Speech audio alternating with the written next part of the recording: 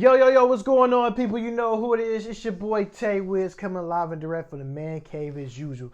For those subscribers out there that is not following me on no social media platforms, you can follow me on Twitter at TAE_WIGGS Tay Wiz. And also, you can follow me and my homeboy at After Hours Live from the Mancave. That's actually on Instagram and Twitter. And first and foremost, we got a podcast out there too. It's on Spotify, SoundCloud, and iTunes. And second of all, let's get right into it, man. The NBA so far been a great season so far. The only thing I'm not a fan of is load management when it comes to certain players taking rest. We know the players back in the 80s. We can go furthest back to the 60s and the 70s. None of these players took load management. You know, the hunger was there. The fight was there. These players want to win games on a nightly basis. I think at the end of the day, the players back then had more respect for the game. Not saying some of the players don't have respect for the game, but I think the guys that play in those eras have more love and passion for the games instead of who could see who get the biggest paycheck. When I look at the load management coming from certain players, I'm looking like, okay, Kawhi last year was on load management. He probably missed, I want to say, between 20 and 22 games last year. And yes, he won a championship. But at the end of the day, when you win championships, luck has to come your way. Klay Thompson got hurt. That was one of them. 2, Kevin Durant got hurt. Well, if you go look at some of my old videos, I had the Raptors winning in 6.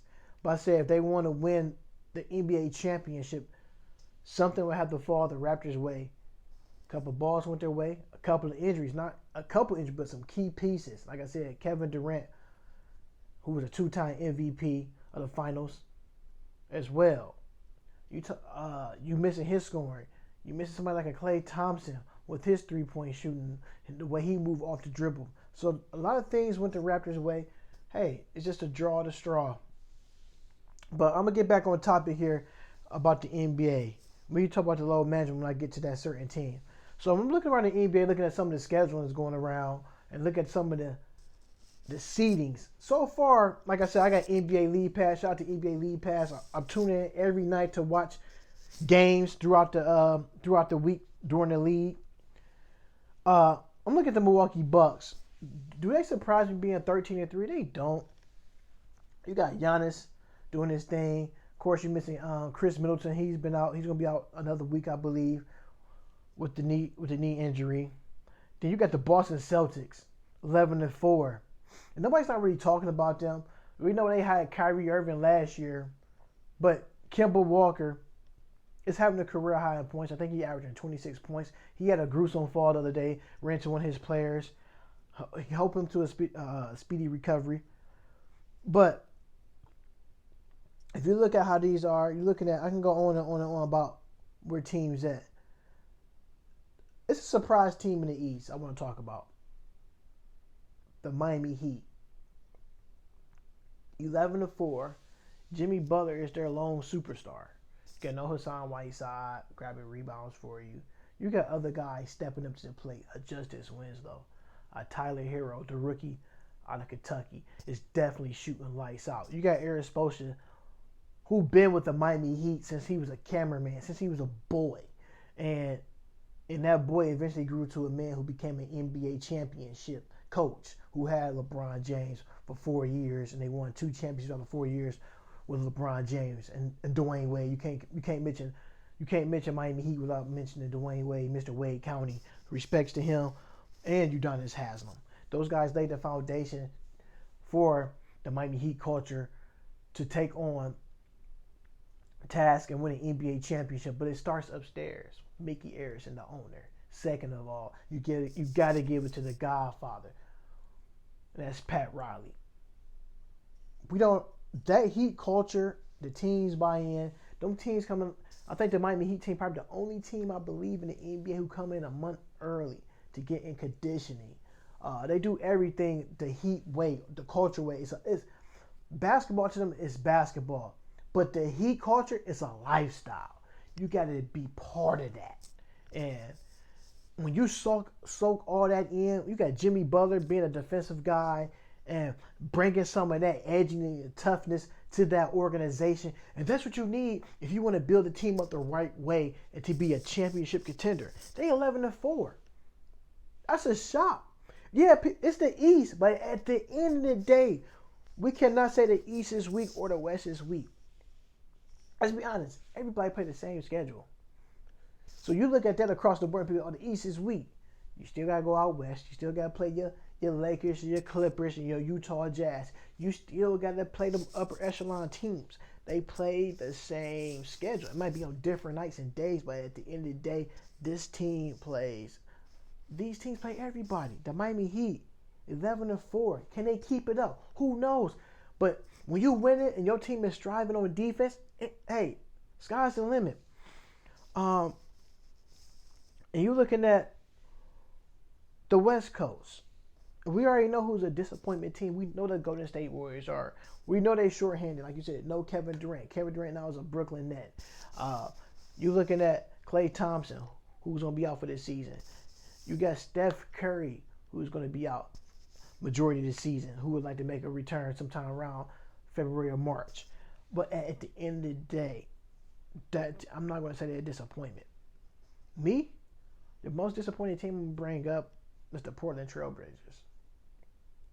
They 5-12, rocky start. You just got Melo there, Carmelo Anthony. Last year around this time, he was out of a job. And with the emergence of Carmelo Anthony, teams are trying to fight for shots.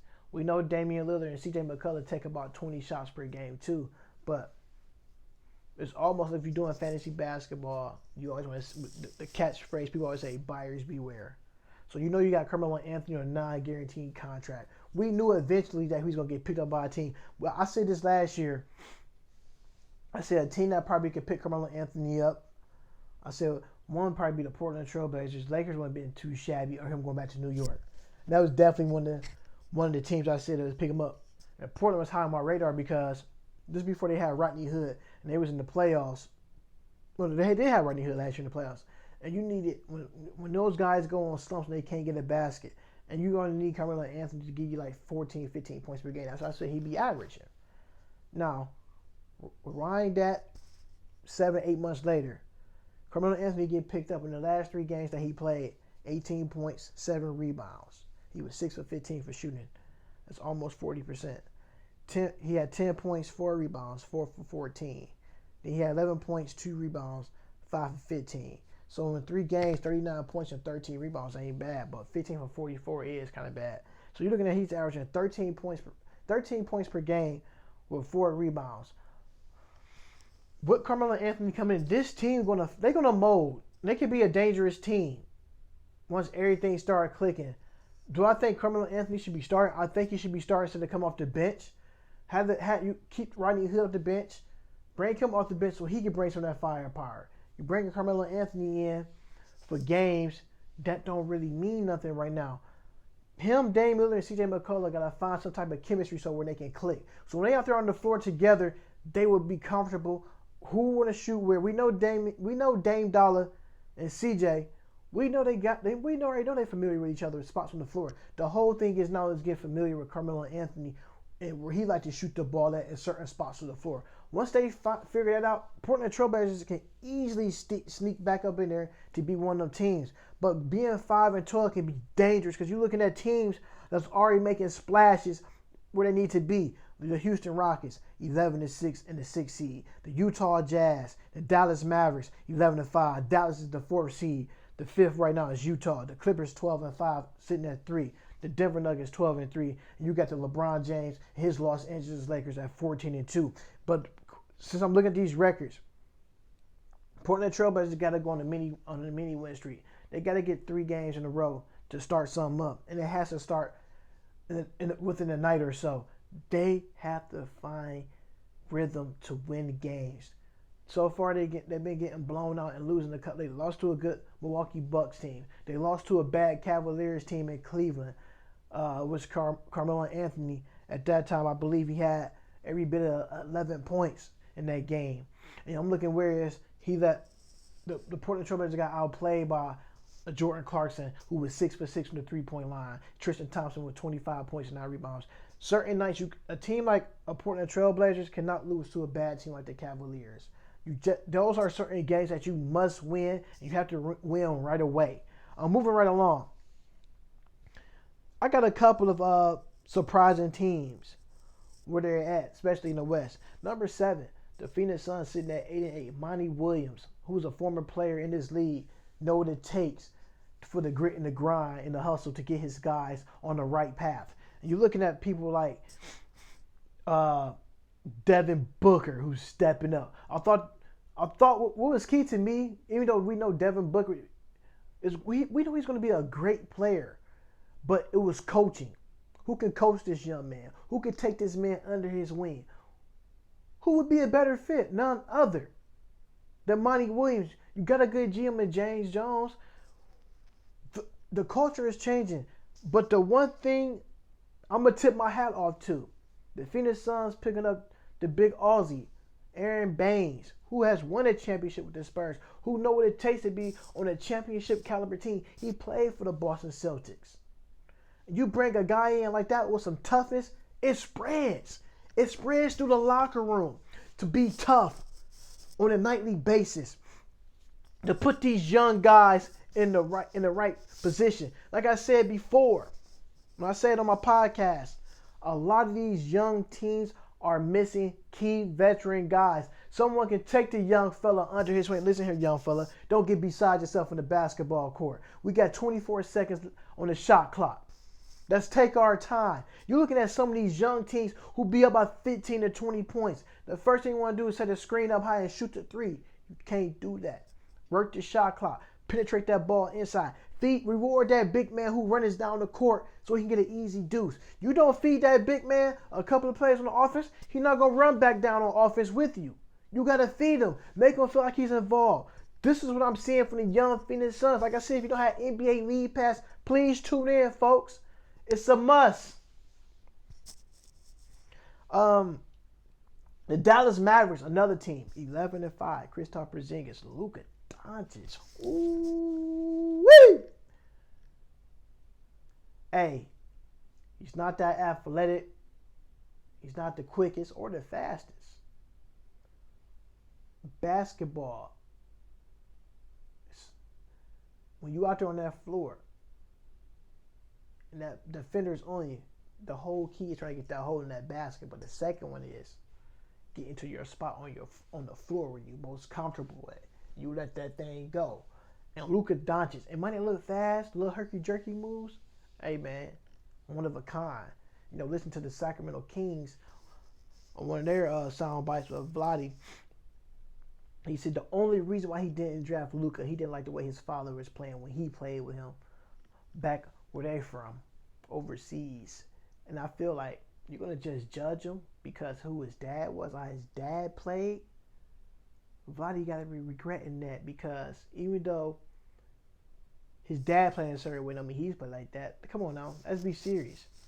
We can keep talking about certain guys. All right, Dale Curry, he played a certain way.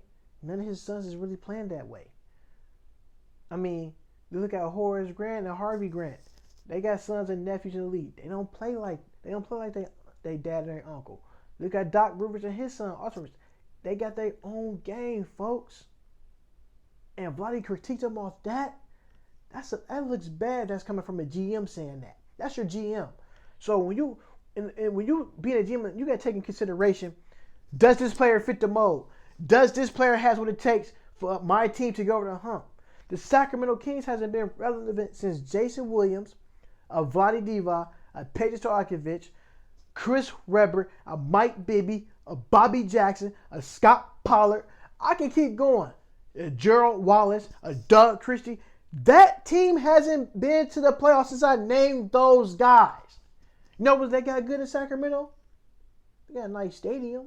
But at the end of the day, for that stadium, you got to get the right players to come through. And we don't see it. You got to get the right players to buy in. You got De'Aaron Fox. And yes, you got Buddy Hield. But at the end of the day, You have to get the right players to buy in. Going to the Dallas Mavericks, Luka Doncic right now. The reason I'm talking about the Dallas Mavericks, Rick Carlisle been there. He knew what it takes. He played on the championship team with the Boston Celtics. He won a championship ring with them. He won a championship with the Dallas Mavericks with Deshaun Stevens and Jason Kidd and Dirk Nowitzki. He won games with those guys. But Luka Doncic, diamond in the rough. The upsides on this kid is phenomenal. 6'7", 6'7" guard, can handle the ball, can post you up, who can shoot the J from 15 feet and beyond. A passer, got eyes behind his head, folks. And one thing I like about him, he plays defense. You know, another thing I like about him, he rebounds. So, speaking of the NBA, there's a couple of things I want to talk about and schedule on some of the things I've been looking at on this NBA this season. So, I'm going to start off with my top 3 rookies, in my eyes, who has a legitimate shot to be a Rookie of the Year type candidate. Number 3, Kobe White, the young two-guard or point guard from University of North Carolina who is now on the Chicago Bulls. Averaging 13.9 points per game, 3.6 rebounds per game. The knock on him that he really can't shoot the jumper like that or the outside J. He has put a couple of games together where he have hit almost 4 straight 3-pointers in 4 straight games. That's huge. The upsides he got, but the whole thing is, when will he hit his rookie roll? Can he keep it going? Nice upsize. He don't look that tall on TV. Trust me. I've been to some ACC tournament games here in Charlotte, North Carolina. I walked past him. He's every bit of advertised. He's a legit 6'3", 6'4" guard. Point blank, period. Never judge a book by its cover. Number 2, Eric Pascal, the second-round draft pick out of UNLV to the Golden State Warriors. Since the Warriors are hit with the injury-plagued season, this guy been playing lights out, averaging 16.8 points per game and averaging 5.1 rebounds per game. High-energy guy. He can dribble. He can actually a nice little dribble. He can take you off the dribble. Can shoot inside. Got a nice soft touch for 15 feet and beyond. He is a little edgy. He got play with a little chip on his shoulder. I like that. Coming from a young guy like that. He brings it every night. Not scared who he went into. And the one thing I like about his game is he's one of the guys who played, I think he played 3 seasons at Villanova. When you play almost 3 to 4 years in college basketball, your game is different. Your body changes. You hit the weights. Your body go being from a high school body to a man's body. And you know what? The regimen that you do every day to keep the body healthy is a little bit different. I like what I'm seeing from him. Number 1, I already said number 1 to me, who was going to probably be a Rookie of the Year. I'm still going with Ja Morant. 19.1 points per game, 3.1 rebounds a game, and he is averaging 6 assists. He sees the floor a little bit different. And the one thing I like about his game is that no moment is too big for him. He get his nose gritty out there on defense. I like how he challenged the opposing player when he's on the defensive end when they have the ball on offense. I seen him block Kyrie for a game-winning shot. I seen him take LeBron James to the cup. The kid is not scared. Give praises to his dad. His dad played high school basketball with the great Ray Allen. His dad know what it takes to get the body prepared for an NBA type night. So, even though he weighed 174 pounds, pretty much how much I weigh, but he's not scared to go to that rack. And I love what I'm seeing from him. That's one of my top 3 rookies. Those my top 3 rookies that could be candidates for Rookie of the Year. Ja Morant, number 1. Number 2, Eric Pascal. And number 3, Kobe White. Moving right along with the NBA talk. Most improved players. I got 3 names. Zach LaVine playing lights out, who tied an NBA record, 13 threes. He had two clutch threes the other night against the Charlotte Hornets. The Charlotte Hornets is up by 5 points with 9 seconds to go. You know, some mishaps, team communication on rebounding. He hit 2 threes to win the game. After Devontae Graham, who I think is another candidate for most improved player too as well, who's been playing at a very high level. But you looking at these players for most improved player, I have 4 up there.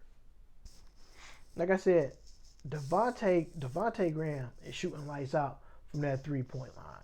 No Kemba Walker. The record might not where it's supposed to be at. But one thing about that young Charlotte Hornets team, they're fun to watch. And they know what it takes. The whole thing is trying to put 3 or 4 games together when they can win. Still, a young team got to figure things out the hard way. When you up by those many points, you can't get comfortable. The thing I do hate when a team gets the ball or they got the ball is taking the ball out under their baskets. That's never a good look. That's how you lose games going forward. So they need to take heed of that. Like I said, Devontae Graham is number 4 most improved player. Number 2 is Tristan Thompson. I like what he's been doing for the Cavaliers. LeBron, no Kyrie, none of those guys. So far, only 3 guys are left from that 2016 NBA championship team: Dellavedova, K-Love, and Tristan. Tristan Thompson's career, he was averaging 9.3 points per game with 8.6 assists and averaging anything under just a steal. You're looking at everything was up from across the board. He averaging 14.9 points per game, almost 15 points per game. He almost averaging a double-double in rebounds, 9.9 rebounds per game, and 2.3 assists. Are you looking at that? We know that Cavaliers team is a young team. They fighting hard to look a little bit different on certain nights. Now they got some quality wins under their belt. But if they want to win, they got to put a 4 to 5 game winning streak together if they want to play basketball with the big boys. They on certain nights they show glimpses that they can, but at the end of the day, you play with a young core, with a young backcourt, with a Darius Garland and a Colin Sexton. They got to find ways to slow the game down a little bit and make the right shots. Colin right now is coming to his own. The game slowed down to him for right now, but the whole thing now to get Darius Garland out of a shooting slump. That's one of the most improved. Zach LaVine may lead the pack as the most improved player right now. He's looking like an all-star type player. What he's bringing to the table every night. He's going at the competition at his guys like none other. That's what I like about him. Definitely, like I said, he definitely has been stepping up lately, knocking down a lot of clutch shots. As being as one of the leaders for the young Chicago Bulls team after he's been traded away from the Minnesota Timberwolves. He has stepped up and taken that leadership role and is putting the team on his back. Another person I definitely want to give praises to, Brandon Ingram. 26.1 points per game he averaging right now. 7.2 rebounds. 4.2 assists. Those right there are all career high numbers right now this season. In his career, he was averaging 14.7 points per game. 4.7 rebounds with 3 assists. I always compared him to body size like Kevin Durant. Very wiry guy, very lanky. Could pick out certain ways he want to get to the floor. By him leaving LA, him and Josh Hart and Lonzo Ball, I think they found a new love and a passion for the game. I'm looking at Brandon Ingram putting the team on his back. But remember, there's no Zion right now. Zion still be gone. I think he probably won't be back to mid-December. But you're looking at a Brandon Ingram who is doing what he's supposed to do. He is making all the right moves at the right time. This guy right now is playing at an all-time high. Bringing it and bringing it and bringing it. Could he be traded? Possible. But I was Alvin Gentry. Keep this core together and see what you got when Zion come back.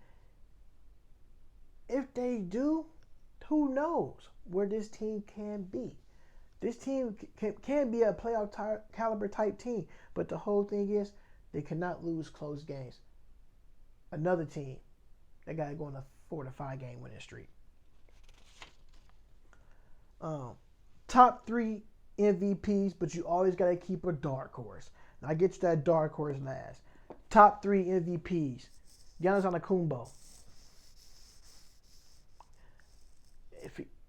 I see the jumper. You can tell he's been working in the gym, trying to shoot the jumper. Hit a couple of threes this year. He's averaging 29.9 points per game, 13.9 rebounds to go along with 6.4 assists, 1.6 steals, and 1.4 blocks. These are all career high numbers across the board. How could you not love a guy that played for the Milwaukee Bucks? He's bringing it every night. MVP putting on a show. He's going to do what it takes to get his team over the hump. Number 2, to me, I thought was fitting. Who should be in the running for the MVP? Luka Doncic. Everything across the board for him is career high. 30.6 points per game, averaging 10.1 rebounds to go along with 9.8 assists. Folks, you round that 9.8 out, he's pretty much averaging a triple-double. Right here. And with 1.4 steals, these are all high numbers. And he's shooting 34% from the three-point line, almost 35%. Another guy's bringing it. Like I said, not the fastest, not the quickest. When you look at guys like that, imagine Larry Bird and Luka Doncic. Good comparison. Shoot lights out. They both tough, and they both had the will to win. And there's nothing you can hate about that. I love it. I love what he brings. People were sleeping on the guy. Fortunately, All-Star Weekend here in Charlotte. Met the guy, nice guy. Got an autograph from him with a picture. I mean, he just had that it factor. I mean, the line was long, folks. It was wrapped around the building. People wanted to meet Luka. I mean, it was Luka Mania here in Charlotte for All-Star Weekend last year. And the city put on a fantastic showcase, man. Kudos to Michael Jordan for doing that for the city, man. It was a couple of days and nights to remember for young people out there and the older people for the All-Star game. I mean, Luka was very humbly nice. Signed his picture, took a picture, and he was happy with it.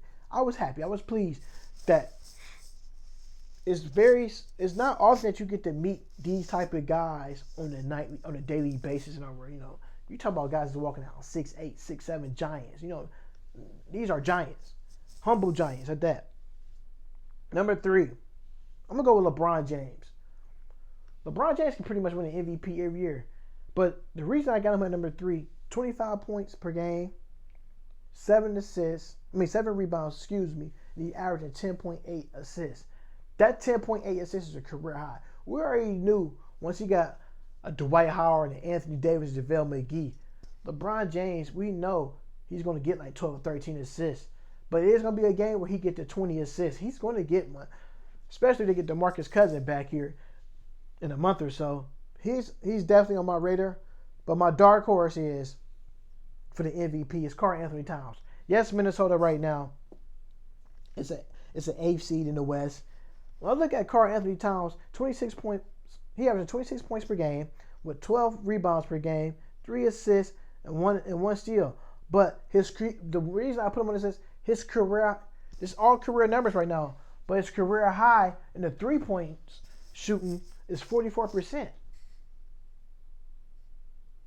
What can you say?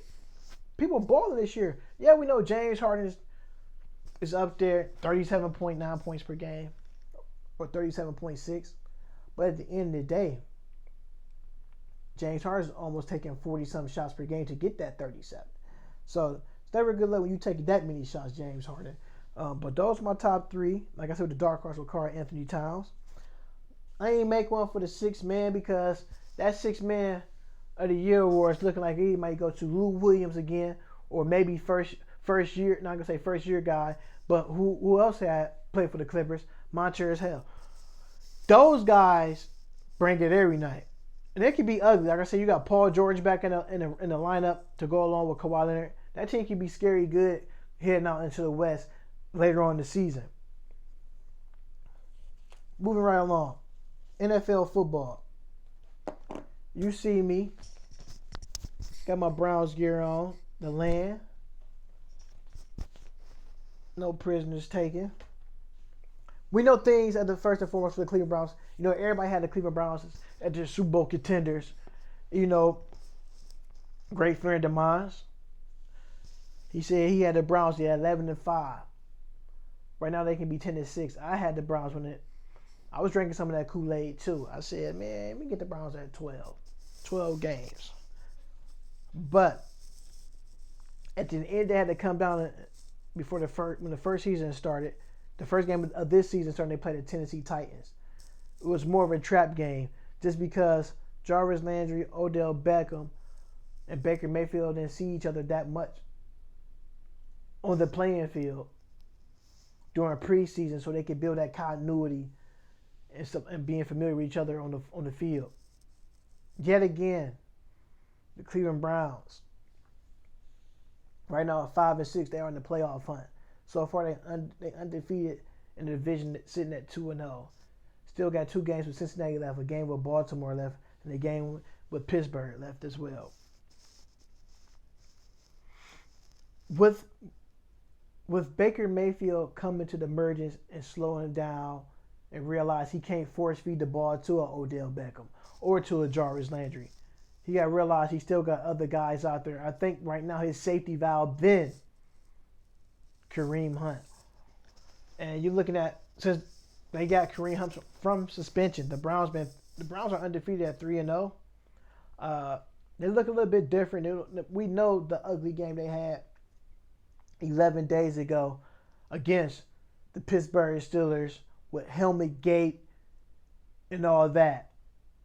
And I just want to touch on this a little bit. It takes 2 to tango when you out there. We don't know what was said out there on that field during that time for a player like Myles Garrett to act like that. We don't know what was said. If he said that man called him that word, shame on you. If he didn't, that's going to really look bad for Myles Garrett, because now they're going to say, all right, you hitting guys in the helmet. Now they're going to say you're a pathological liar. You don't want that on your career. You already got a little stain on your career with the helmet. And I just want to say this, since I got it right here on film. Watching the guys at ESPN and throughout, said this is egregious. They should be kicked out of the league. He should be get hit with assault criminal. You act like this guy went out there on the field and pulled a gun out. Like you thought he was Damian Wayans on The Last Boy Scout? Damian Wayans, he never seen anything like this. We've seen fights like this before. We've seen college football teams have taken off helmets and slugged people in the head. We've seen the kicking. We've seen the biting. I don't want to bring this up. We've seen guys get punched on the 50-yard line for saying a racial slur and knocked the guy out and got suspended for 1 game. People, football is a mean sport. But when you start saying things out of the element of the game, it takes away. They always say you got to be bigger and better than that. Yes, you got to be a bigger and better person. But at the end of the day, there's certain things that should not come out of the individual mouth. Don't say anything that your ass can't cash. That's what we call a bad check. And sometimes when you get that bad check and it bounces on you, you're going to pay the consequences and the repercussions. So Myles Garrett, to you, let's get past this. I'm with the Browns, 100 grand strong, born and raised in the land, 216. But it was wild. I'm looking at how everybody suspension. Marquise Pouncey's suspension got reduced from 3 games to 2 games. Not, he did kick the man in his helmet. He did punch him. I understand you protecting your quarterback. But the league is two-sided and contradicting themselves. The man kicked the man in the head. So just imagine if he didn't have no helmet on. We'd be sitting here talking about the Pouncey twins get suspended indefinitely too. But since he had the helmet on, they say he's protected. So they say you can't use the helmet as a weapon. Why is the cleats not in there? The cleats are sharp. 3/4 cleats. It depends how long you get the cleats. That's still a weapon. Imagine he had his helmet off. Could it pierce him his head? Anything could happen. So I feel like the NFL failed right there. Then I thought where else they messed up where they let Mason Rudolph fell down to Mason Rudolph got pushed by the Browns lineman Larry Obajobi, and he tried to get his suspended upheld. The commissioner said no, it's going to stand at 1 game, which is crazy because he didn't do nothing but push the quarterback down. But you tell me a guy can kick and punch somebody with cleats on in the helmet, get his suspension reduced from 3 to 2? Nah, that's not right. Mason Rudolph never fails with Pittsburgh in these apologies when they apologize to someone. Their publicists or someone in the organization write these letters. So therefore, I never take their letters seriously. Myles Garrett knew at the moment he messed up. As soon as they came to him with the camera, folks, he apologized immediately for his actions when he did out there on the field. And people were still bashing him at the end of the day.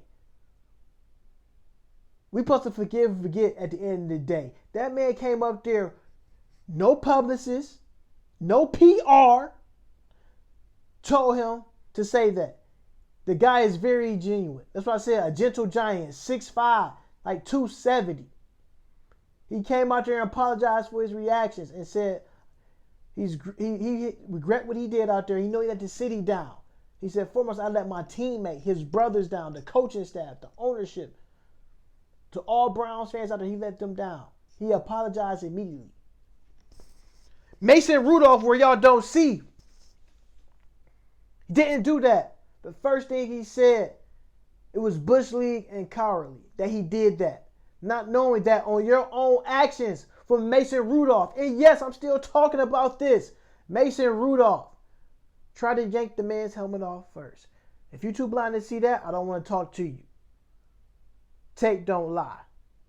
Men and women in numbers do. Tried to kick him in the jump. Crown jewels. He tried to rip his helmet off. So Myles Garrett said, are we ripping helmets off? No, I'm going to take yours. I'm going to try to take the helmet off. And he hit him with the helmet, which he should never hit it. He should just threw it. I thought Mason Rudolph antagonized the fight by coming towards them. Where the lineman for the Pittsburgh Steelers already had it under control. Myles Garrett had the helmet down. As you a man, you protecting yourself. You already getting held by two white and black jerseys. You see another one coming up running furious without his helmet, like he gonna do something to you. Clocked out, probably forgot he had the helmet in his head, and he threw it and hit him with it. Mason Rudolph should have been suspended too. We know both organizations got fined $250,000. Myles Garrett got fined $42,000. A lot of players got fined $3,000 apiece for being in the scrum. The commissioner messed up with this one too as well. They say they have no audio. But if you know, if we watch NFL highlights, you know they got sound and footage of everything they do on the field for 4 quarters. Not only for 4 quarters, but in the locker room they do game interviews. Come on. We know certain guys are mic'd up. We know they stand at the games with the big clear shield, big, and the guy move around, picking up all the sound footage. Because when you listen to the NFL sounds, when they show it on TV, on NFL Network, you can hear them guys running down the field, hitting each other. You hear this, and they'll tell you in a minute, man, you thought you had me there. And they be cursing, they bleep it out. NFL, that looks bad. If you say you don't have that sound, I need to hear it. It's a bad look. Right now, it's rivalry week in the NFL going on too. We get the Browns and the Steelers play this Sunday after they had that fight. Mason Rudolph got benched yesterday against the Cincinnati Bengals because he looked bad. I want to call that move right there. They knew they was going in to play the Cleveland Browns on Sunday. They had to find some way to bench him so that quarterback won't get hurt because the Cleveland Browns was coming. Right now, the line on that game, the Cleveland Browns are favored to win by 1 point as well. The The whole thing about if the Browns want to win this, they got to stay poised, don't force feed the ball, run the ball. Run the ball. Odell Beckham scored his first touchdown, or his second of the season, but his first touchdown as a Cleveland Brown at home. Jarvis Landry, too, had a career day. Nick Chubb looking like he's the best running back right now in the league. You got a 1,000-yard rusher, and you still want to come out on first down and sling the ball. We understand that Freddie Kitchens was the quarterback at Alabama. Use your strength. So far, your strength so far this season been the running game. We've seen when you run the ball a lot, it wears down the opposing team on defense. Take that into consideration, Freddie Kitchens. The Browns are right there in the hunt, 5-6. The Titans 6-5. The Colts 6-5. The Raiders at 6-5. So you got Pittsburgh 6-5 right now, wild card. The Chiefs 7-4. Texans 7-4. Bills 8-3. Ravens 8-2. And the Patriots 10-1. Hey, folks. Father Time is on Tom Brady. He doesn't look the same to me as well. Like I said, as long as you got a good offensive line, anybody can go back there and sling the ball. But Father Time is catching him. But the Patriot way is different, folks. This 10-1 team, do I see them winning the Super Bowl this year? I'm going to tell you no. I don't know who. I don't think so. The 49ers look for real, people. They look ferocious. They are a team. And look at the Dallas Cowboys. 13. They lost 13-9 to the Patriots up there in the snow. Bringing back Jason Garrett to me was a bad decision from that team. Because this team can easily be a 9-2 or a 10-1 team. But when you got you a 10-1 team and your head coach, to me, you got a head coach like he's about a 3-11 type coach. No, he should not be a coach. Get somebody in there that understand these guys. Jason Garrett been there since he was a quarterback for Troy Aikman. He's a Cowboy lifer. He hasn't won a big game that means anything yet to Cowboy Nation out there. The Cowboys haven't won anything since I was in the 5th grade. I'm 34. I can say the same thing. The Browns hasn't won anything in my life.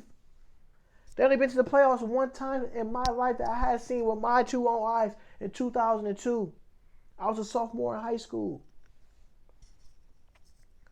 But for the Cowboys got a great offensive line, a great running back, a great receiving core, a nice quarterback. And you telling me they record is only 6-5? That is not right. It's time for a coaching change and get you a GM. Jerry Jones, get you a GM. Life would be so much easier. You can't be an owner and a GM and trying to coach from the skybox. It don't work like that. It doesn't work like that. I'm just speaking facts, Cowboy Nation.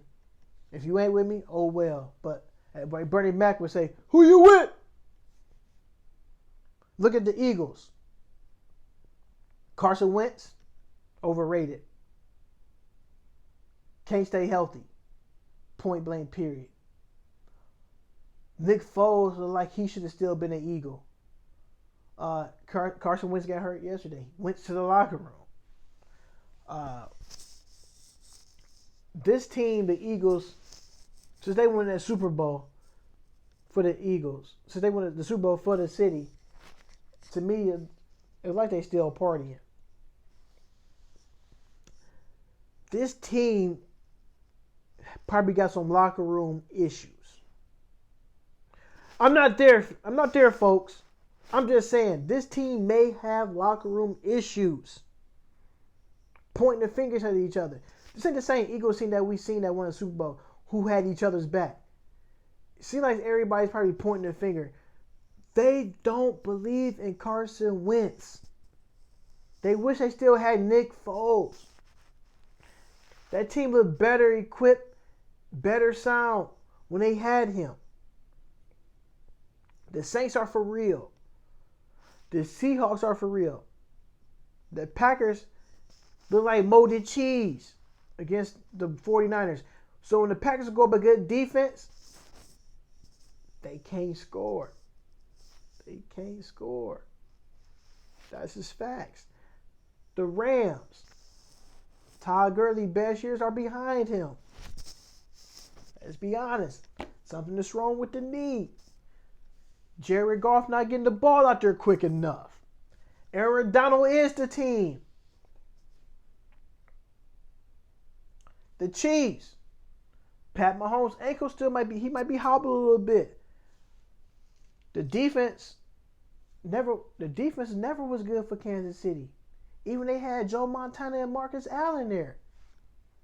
It's the truth. The Texans, they missed J.J. Watt, 7-4. The Buffalo Bills. Josh Allen, the quarterback. Are they for real? They making a playoff push. Can they get a playoff win? Frank Gore, who just passed up Barry Sanders. Frank Gore's the third-time all-leading rusher now in the NFL. Serious. Action, Jackson. Lamar Jackson. For real. Take these glasses off. I'm looking at y'all right in the eyes. No cap, no line. I was one of them guys out there to say it. I said, look, I don't know if he's the real deal. I don't know if he can sling the ball like that. Ever since the first 2 games of the season, when it started, man, I've been eating crow like it's nothing. Because he's proving the doubters wrong, and I'm one of them doubters. Hats off to you, Lamar. You play in the same division with my Cleveland Browns. Lamar Jackson, folks, is for real. They got 3 Heismans on their team. Mark Ingram, RG3, Robert Griffin III. They got a package called the Heisman package. Look serious. Because in that package, Lamar can hand the ball off to Mark Ingram. Mark Ingram can hand the ball off to RG3. He can throw it. Not only did I seen that, they ran that Heisman package, they hand the ball off to RG3. He scampered for 15 yards. That team is for real. That team looked like a Super Bowl contender, right along with the 49ers. 49ers defense, serious. You got a Richard Sherman who won a championship in Seattle, bringing that toughness to them. You looking at a Jimmy G who got a Super Bowl ring. He do got a Super Bowl ring with the New England Patriots who played behind Tom Brady. You're looking at these guys who could bring something different to the table and make this team win. This team is serious, folks. But can the Browns go 10-6? Can they beat Baltimore without Myles Garrett? That remains to be seen. Can Pittsburgh suck it up and go on a winning streak? Can Tennessee do something special with Derrick Henry? It's like Tannehill then found new stride in Tennessee. It's up in the air. And right now, everybody wants that smoke. Let's get right to it. College football. Rivalry weekend, like I said, Ohio State and Michigan. Ohio State go to the big house. Chase Young is back from the 2-game suspension. Didn't like he missed a beat. But the quarterback play for the Ohio State Buckeyes was worrying me Saturday. Justin Fields fumbled the ball 3 times in 3 different series, so 3 times in a row. They keep hitting their hand. Is something wrong with that hand that he holds the ball with? Or was it just because of the wet weather? Michigan. Number 13, Michigan, and number 2, Ohio State square off at noon at the big house. Can Michigan overcome themselves and beat the feisty Ohio State Buckeyes? Chase Young is a difference maker on defense. Will he go out there and rattle their quarterback? That remains to be seen. Clemson. Number 3, Clemson take on South Carolina. Can Clemson Make it do what it do. Trevor Lawrence haven't played like Trevor Lawrence in the past. He didn't look like that national champion Trevor Lawrence. Can he come and put that team on his back and will that team to victory? Georgia and Georgia Tech. Yellow Jackets, y'all would be getting stung and bitten at the same time by them Bulldogs. If Georgia Tech want to win this game, they got to overcome a lot of penalties that they do a lot. They got to be disciplined if they want to beat the Georgia Bulldogs. Georgia's number 14. Number 14. Number 1, LSU is at home playing Texas A&M. Can Texas A&M pull up an upset? Anything can happen in rivalry week. Alabama. Number 5, Alabama. And number 15, Auburn. The Iron Bowl. Tata Tagovailoa is not there. Do we trust that quarterback, Mark Jacobs? Yeah. Can Alabama ground and pound? Or will their defense do it like they're supposed to? I'm going to go on a limb. I'm saying, in these picks, give me Auburn to beat Alabama by, I'm going to say, by 10. Give me Auburn by 10. Give me LSU by 17 points. Give me Georgia to spray some repellent on them Yellow Jackets. Give me Georgia by 21. Give me Clemson in a blowout. Give me by 28. Ohio State, Michigan. Rivalry games are always fun to close. Give me Ohio State to win this game by 21. Big at the big house. MVP. I want to talk about not the MVP, but the Heisman race. Number 1, I'm going to go Joe Burrow. Waited his turn at Ohio State, playing behind guys like a Cardale Jones, Tate Martell. He found out Justin Fields was coming in. He had Dwayne Haskins. He had to play behind him. He said, get me out of here. I'm going to transfer, go to LSU. Playing lights out. Lights out. Chase Young. A defensive guy in the MVP running for Heisman Trophy candidate. That's good stuff. 16 sacks. 16 sacks on the season. If he wants to spend it for them 2 games, you talk about he could be the all-time sack leader in college football history. He has 16. So just imagine he missed 2 games. That's 2 sacks per game he was averaging. That would put him at 20. The other guy got 20.2 from Nebraska. Chase Young. They had Tata Tagovailoa at 3. I'll scratch his name off because he's not playing. I had it up there. I was tied between Jalen Hurts and Justin Fields to round it out in my top 4 for the Heisman. Jalen Hurts playing lights out. Transfer from Alabama. Go to Oklahoma. Ain't missed a beat. Justin Fields transfer from Georgia at Ohio State. Ain't missed a beat. These guys, these quarterbacks right here, I think the last 2, they playing with a cause. Could be real dangerous, folks. Y'all know who I am. I'm Tay Wiggs. Thank y'all for tuning in. I'm coming live for the Mancave as usual. If you're not subscribed to the YouTube channel, take heed at that. That's TAE_WIGGS. That's Tay Wiggs on YouTube. You can hit me on Spotify with my guy Marcus. We are at After Hours Live for the Man Cave, SoundCloud, Spotify, iTunes. We there, baby. Victory Monday. Dog check. Here we go, Brownies. Here we go. Roof, roof. And until